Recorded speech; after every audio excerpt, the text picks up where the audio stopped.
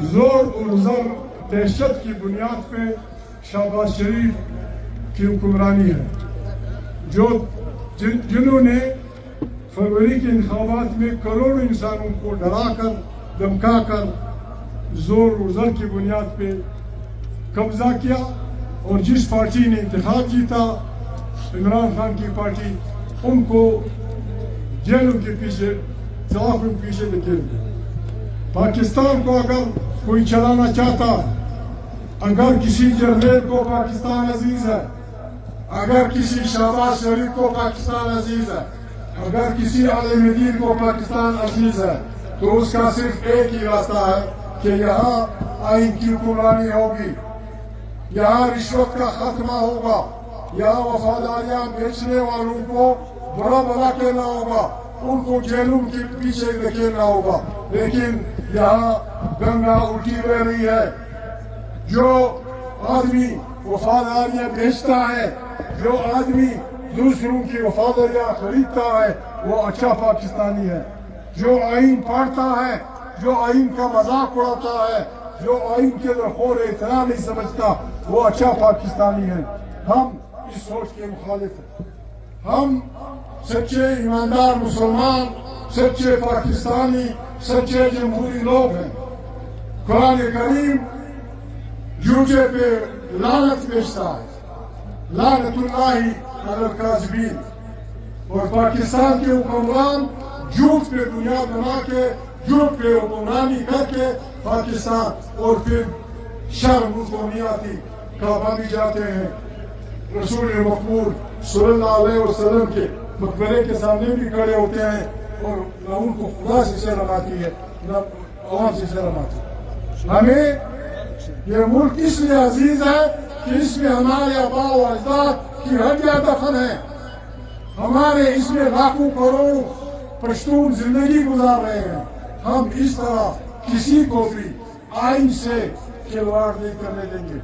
ہم آئین کے دفاع میں نکلیں گے۔ ہم پشتون بلوچ سندھی سرائکی عوام کے دفاع میں نکلیں گے۔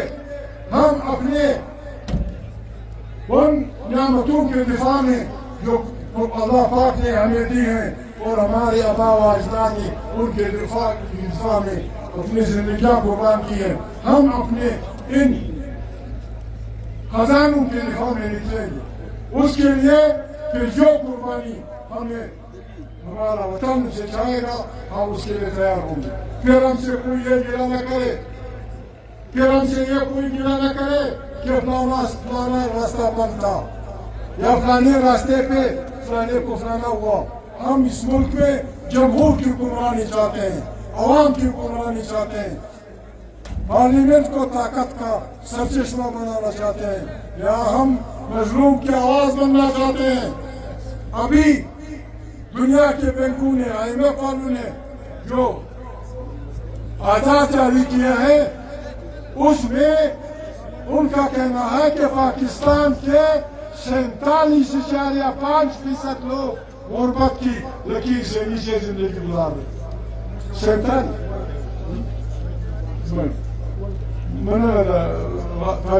ورلڈ بینک کی ریکارڈ اب یہ نہیں وہ ہے کہ پاکستان میں 50% لوگ غربت کی لکیر سے نیچے ہیں، یعنی ان کو 2 وقت کی روٹی نہیں مل رہی۔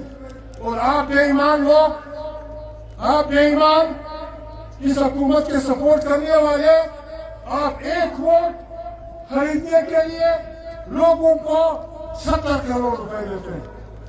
تمہارے باپ کی مشینیں، تم نوٹ چھاپتے ہو، تمہارے باپ کا خزانہ ہے، تمہارے دادے کا خزانہ ہے۔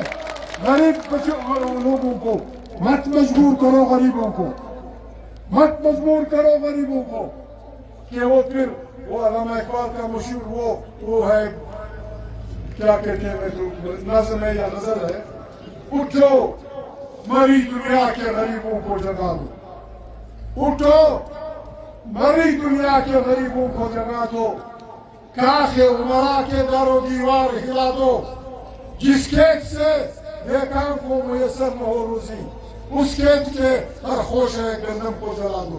پھر ہمیں مجبور نہ کرو کہ ہم ان اللہ کے انسانوں کو ان غریب انسانوں کو جن کے بچوں کو 2 وقت کی روٹی نہیں ملتی ہمیں مجبور نہ کریں کہ ہم ان غریبوں کو بسم اللہ کر کے بڑے لوگوں کے خلاف اللہ اکبر کا نعرہ دے کے سر دوڑائیں. پھر آپ کو راستہ نہیں ملے گا, پھر کسی سرمایہ دار کو راستہ نہیں ملے گا, پھر کسی کو کسی کی گاڑی کا پتہ نہیں چلے گا, یہ پتہ نہیں چلے گا کہ کون سا کارخانہ کس نے چلایا, یہ پتہ نہیں چلے گا کہ کون سا